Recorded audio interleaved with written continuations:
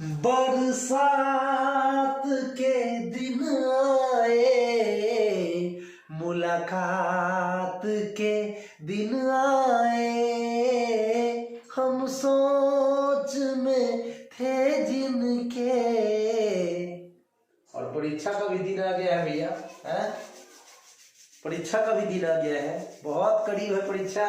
44 number सवाल लेकर आ गया हूं। तो चलिए, प्रायिकता का ये सवाल है, खासा इंपॉर्टेंट। ए 60% स्थितियों में सत्य बोलता है तथा बी 90% स्थितियों में सत्य बोलता है। एक ही तथ्य में, एक ही स्टेटमेंट में दोनों में विरोधाभास होने की प्रतिशतता क्या है? चलिए इसको सॉल्व करते हैं। सबसे पहले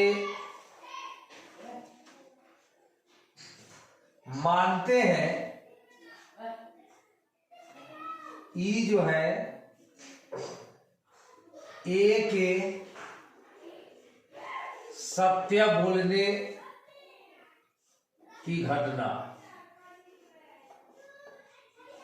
सत्य बोलने की घटना, और एफ को मान लेते हैं बी के सत्य बोलने की घटना, मान लिया। चलिए, अब ए के सत्य बोलने की घटना को ई माने हैं, तो ई का प्रायिकता 60% दिया हुआ है, इसीलिए हम लिख लेते हैं पीई बराबर 60%, यानी 60/100, यानी 0 से 0 कट गया, 6/10, ये कट के 3/5। पीएफ निकाल लेते हैं, तो एफ है बी के सत्य बोलने का घटना। बी 90% स्थितियों में सत्य बोलता है, तो 90% इसकी प्रायिकता हो गई, तो 90/100, 0 से 0 कट गया, तो ये हुआ 9/10। तो ई 60% मामलों में सत्य बोलता है, इसका मतलब पीई डैश, तो पीई डैश मतलब 40% मामलों में झूठ बोलता है।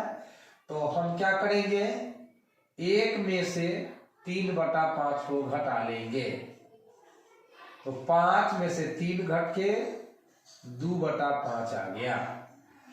एफ जो है 90% मामलों में सच बोलता है, इसका मतलब 10% मामला में झूठ तो बोलता है ना।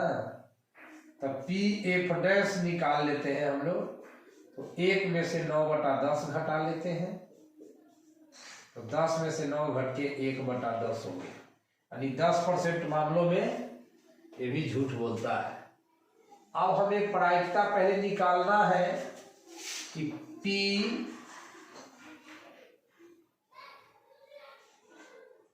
ए तथा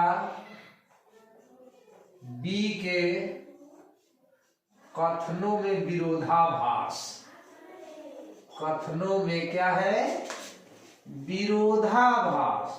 ए बी का विरोध करता है और बी ए का विरोध करता है, विरोधाभास। तो इसके लिए हम लिखेंगे P E F dash plus P E dash F. अब स्वतंत्र घटना के सूत्र के मुताबिक ये लिखाएगा P E into P F dash plus P E dash into P F. अब पीई का वैल्यू,